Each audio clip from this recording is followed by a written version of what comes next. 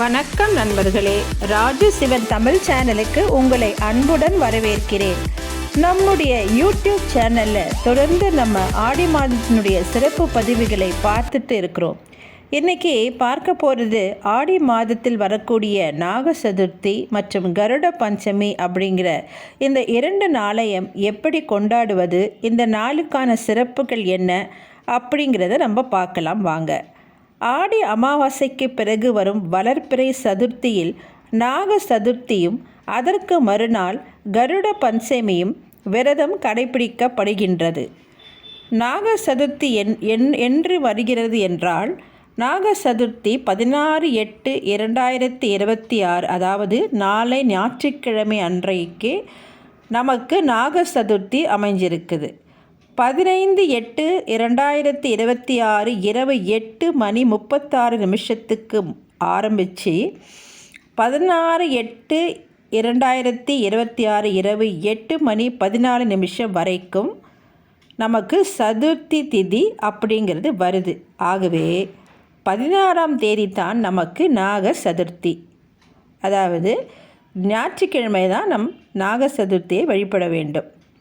காலையில் 7 மணியிலிருந்து 9 மணிக்குள்ளே, அதுக்கு பிறகு 10:00 11:55 வரைக்கும் வழிபாடு பண்ணலாம்.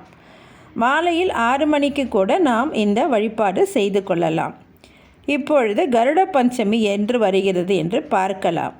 ஆகஸ்ட் மாதம் 17ஆம் தேதி திங்கட்கிழமை அன்று கருட பஞ்சமி வருகின்றது. கருட பஞ்சமி 17/8/2026 அன்று வருகிறது. ஏன்னா 16/8/2026 அதாவது ஆகஸ்ட் 16 அன்று இரவு 8:15 பஞ்சமி நமக்கு துவங்குகிறது. 17 ஆகஸ்ட் 2026 இரவு 8:26 வரைக்கும் பஞ்சமி இருக்கிறது. திங்கட்கிழமை அன்று நமக்கு பஞ்சமி இருக்கிறதுனால காலையில் 6 மணியிலிருந்து 7 மணிக்குள்ளே இந்த வழிபாட்டை செய்து கொள்ளலாம். 9:10 10:20 வரைக்கும் இந்த வழிபாடு செஞ்சுக்கலாம். இப்போ நான் உங்களுக்கு நேரம், நாள், தேதி இது எல்லாமே நான் சொல்லிட்டேன். எப்படி வழிபாடு பண்ணணும் அப்படிங்கிறத நம்ம இப்போ பார்க்கலாம். முதல்ல நாக சதுர்த்தி, அப்புறமா கருட பஞ்சமி. இந்த நாக சதுர்த்தி அப்படின்னு சொல்லும்போதே நமக்கு தெரியறது, இது நாகர்களை வழிபடக்கூடிய ஒரு வழிபாடு. இந்த விரதம் நாகதோஷம் அல்லது சர்பதோஷத்தில் இருந்து விடுபட கடைபிடிக்கப்படும் மிக முக்கியமான விரதம். பொதுவாக நாகதோஷம் அப்படின்னு ஒன்று உண்டு. பாம்பு அடிச்சிட்டா கூட அது தோஷமாக மாறும் அப்படின்னு நிறைய பேர் சொல்லுவாங்க. பாம்பு அடிக்கக்கூடாது அப்படின்னு நாம் நினச்சிட்டு தான் இருப்போம். தலைமுறையாய் வரக்கூடிய சாபத்திலிருந்து விமோசனம் கிடைக்கக்கூடிய பூஜை முறையை பற்றி தெளிவாக இப்பொழுது நாம் இங்கு தெரிந்து கொள்ளலாம். நாகதோஷம் எங்கள் ஜாதகத்திலேயே அமைந்திருக்கு, அதனால தான் கல்யாணம் ஆகலை, குழந்தை இல்லை, எந்த காரியத்திலையும் வெற்றி இல்லை, ஒரு பிஸ்னஸ் டெவலப்மெண்ட் கூட இல்லை, எதை கேட்டாலும் எங்களுக்கு இந்த பிரச்சனை தான் சொல்கிறாங்க அப்படிங்கிறவங்க கூட இந்த நாளன்று எளிமையான வழிபாடு தான். இந்த வழிபாட்டை செய்கிற போது நாகம் சம்பந்தப்பட்ட எந்த விதமான தோஷங்களாக இருந்தாலும் அதிலிருந்து ஒரு நிவர்த்தி கிடைத்து ஒரு நல்ல வளர்ச்சி பாதையை நோக்கி நாம் செல்றதுக்கும், இந்த தோஷம் நீங்கினாலே நமக்கு அடுத்த நல்ல விஷயங்கள் எல்லாம் நடக்கிறதுக்கு, கல்யாணம், குழந்தை அப்படின்னு எல்லாம் நல்லதாகவே நடக்கிறதுக்கும் ஒரு நல்ல வழியாகும். இந்த நாளில் நாகதேவதை கருட ஆழ்வார் 2 தெய்வங்களையும் வழிபடுவதால் அனைத்து விதமான தோஷங்கள், பாவங்கள் விலகும். ஆடி மாதம் வளர்பிறை நாக சதுர்த்தியில் விரதம் இருந்தால் தங்கள் கணவரின் நலனுக்காகவும் பிள்ளைகளின் நலனுக்காகவும் பெண்கள் மேற்கொள்ளும் விரதம். நாக சதுர்த்தி அன்று காலை விரதம் இருந்து பாம்பு புற்றுக்கு பால் ஊற்றி துள்ளு மாவு படைத்து பிரார்த்தனை செய்வார்கள். கடக நட்சத்திரத்தில் இருக்கும் சந்திரன் மகம் மற்றும் பூர நட்சத்திரத்தில் ஆடி அமாவாசைக்கு பிறகு வரும் வளர்பிறையில் வரும் நாக சதுர்த்தி என்பது நாகர்களை வழிபடுவதற்கும், கருட பஞ்சமி என்பது கருடனை வழிபடுவதற்கும் உண்டான நாளாகும். நாக சதுர்த்தி மற்றும் கருட பஞ்சமியில் குறிப்பாக யார் விரதம் இருக்கலாம்? எல்லோருமே இருக்கலாமா? ஆனால் குறிப்பாக இந்த பிரச்சனை இருக்கிறவங்க இருந்தாங்கன்னா இந்த நாளில் அந்த பிரச்சனைகள் முற்றிலும் நீங்கும்.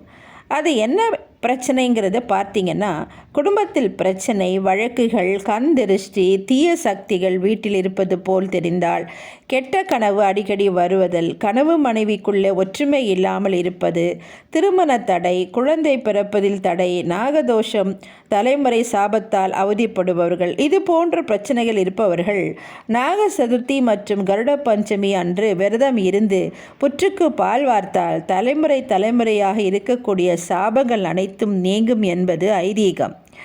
குறிப்பாக நாக சதுர்த்தியில் நம்ம விரதம் இருந்தால் அதற்கான பலன்கள் பார்த்திங்கன்னா, வாழ்க்கையில் இருக்கும் பிரச்சனைகள் அனைத்தும் நீங்கும். கணவருடைய ஆயுள் அதிகரிக்கும், சர்ப்பதோஷம் நீங்கும், மங்கள காரியங்களில் இருக்கும் தடைகள் நீங்கும், திருமணம் கைகூடும், நாகங்களால் ஏற்பட்ட சாபம் விலகும், எதிரிகளுடைய தொல்லை நீங்கும், நோய் விபத்துகளால் ஏற்படும் ஆபத்துகள் போன்றவை நீங்கும். கருடனை வழிபடுவதால் பலசாலியாகவும் அறிவு நிறைந்தும் காணப்படுவீர்கள். விஷ ஜந்துக்களால் தீங்கு ஏற்படாது. கருட ஆழ்வார் வாகன விபத்துகளிலிருந்து நம்மை காப்பாற்றுவார். நாகதோஷம் நீங்கும். நம்முடைய சந்ததியினருக்கு அந்த தோஷம் தாக்காமல் இருக்கும்.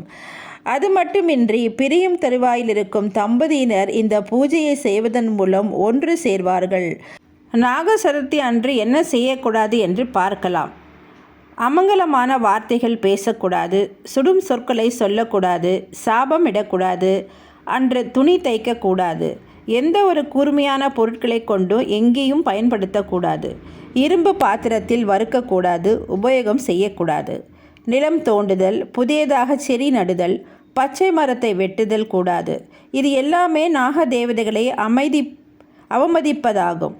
கருட பஞ்சமி அன்னைக்கு வளர்ப்பிறை இருக்கிறதுனால பஞ்சமி அப்படின்னு சொன்னாலே நம்ம வாராகி அம்மனை நினச்சி அன்னைக்கு பூஜை செய்தோம் என்றால் நம்மளுடைய அனைத்து பிரச்சனைகளும் நீங்கும், எப்பேற்பட்ட நோயும் நீங்கும், நம்மளுடைய வாழ்க்கையில் இருக்கிற கஷ்டங்கள் அனைத்துமே விலகும். அன்னைக்கு அம்மனுக்கு பார்த்திங்கன்னா மாலை நேரத்தில் நீங்கள் தீபம் ஏற்றி வழிபடும் பொழுது வராகி அம்மனுடைய அருள் பரிபூர்ணமாக நமக்கு கிடைக்கும். முதல்ல நம்ம நாக சதுர்த்தி பற்றி முழுசாக விவரமாக தெரிஞ்சிக்கலாம். பாம்பு என்றாலே படை நடுங்கும். அதே போல் பாம்பு கிரகங்களான ராகு மற்றும் கேது தோஷம் போன்ற தோஷங்கள் அமைந்தால் திருமண தடை, காரிய தடைகள் ஏற்படும். இந்த தோஷம் விலக நாக சதுர்த்தி நாளில் விரதம் இருந்து நாகரை வழிபட தோஷங்கள் விலகி நல்வழி பிறக்கும். நம்முடைய வாழ்வு நாகதோஷம் நம் சந்ததியினர் எவர் ஒருவர் செய்திருந்தாலும் தெரிந்தும் தெரியாமல் செய்த பாவத்திற்கும் பரிகாரம் தேட இந்த நாக சதுர்த்தியில் வழிபடுவது சிறப்பு. புற்றுக்கு பால் வார்க்கும் நேரம் பார்த்திங்கன்னா ராகு காலத்தில் தான் நம்ம புற்றுக்கு பால் ஊற்றணும். ஞாயிற்றுக்கிழமை 4:30 6 மணி வரை தான் ராகு காலம் இருக்கிறது. அந்த நேரத்தை நீங்கள் பயன்படுத்தி புற்றுக்கு பால் வார்க்கலாம். நாக சதுர்த்தி அன்று கோவிலுக்கு சென்று வழிபடும் முறை பற்றி பார்க்கலாம். அதிகாலை எழுந்து குளித்துவிட்டு நீர்நிலைகளில் அல்லது கரையோரங்களில் ஆலய வளாகங்களில் உள்ள கல்லால் ஆட நாகத்துக்கு பால் ஊற்றி அபிஷேகம் செய்ய வேண்டும்.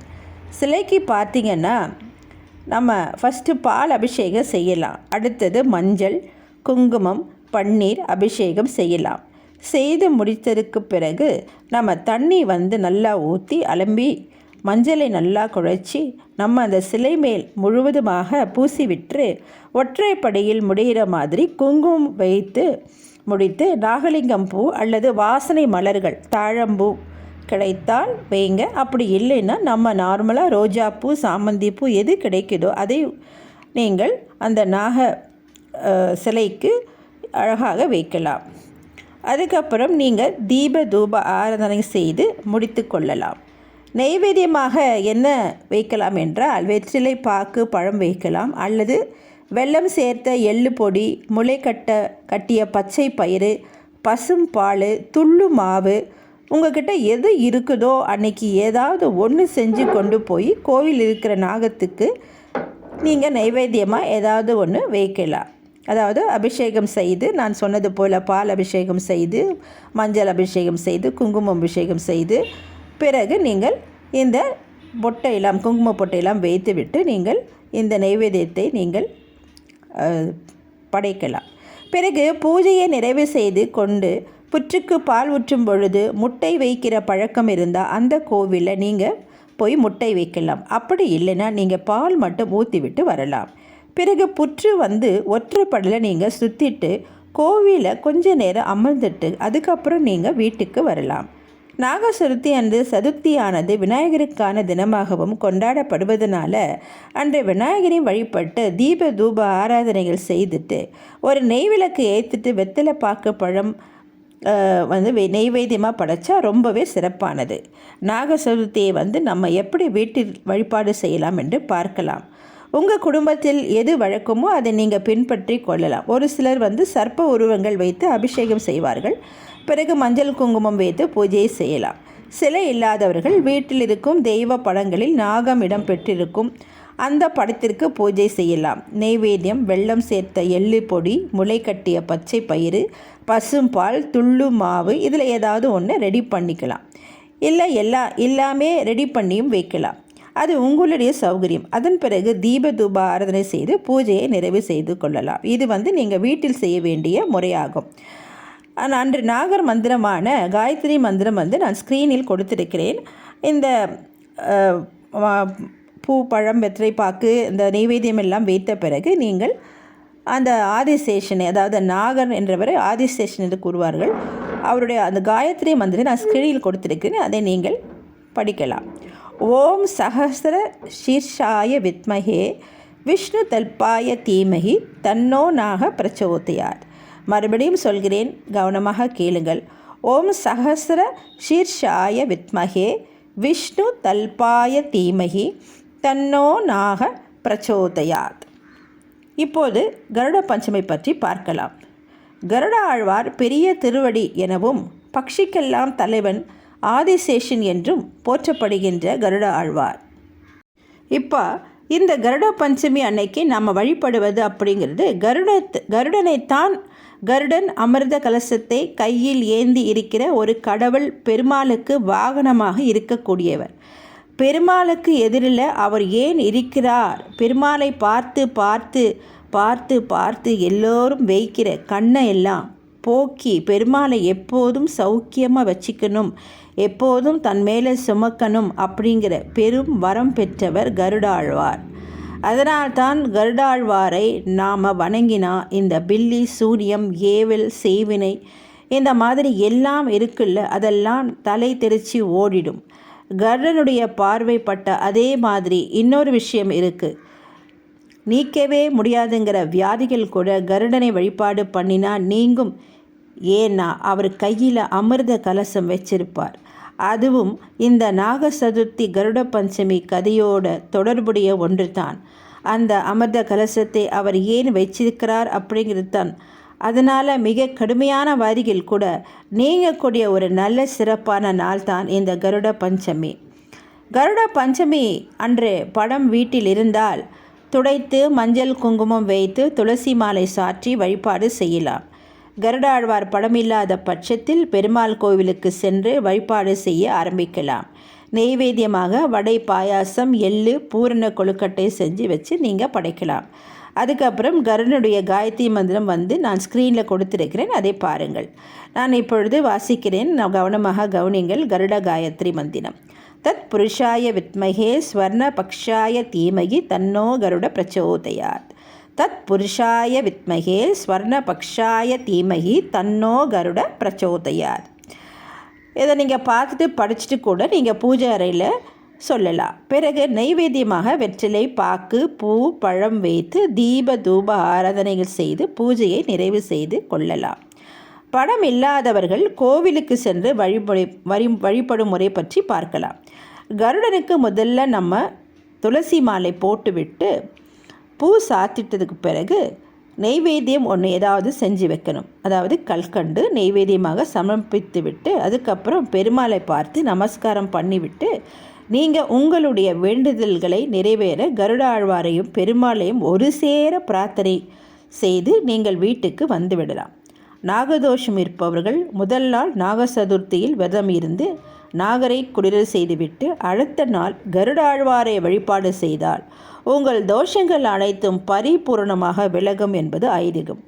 ஆகவே இந்த 2 நாளையும் நீங்கள் தவற விடாமல் செய்ய வேண்டிய அனைத்து பூஜைகளையும் நீங்கள் இந்த 2 நாளும் அழகாக செய்தீர்கள் என்றால் உங்களுடைய பிரச்சனைகள் அனைத்தும் தீரும் என்று நான் நம்புகிறேன். நன்றி அன்பர்களே.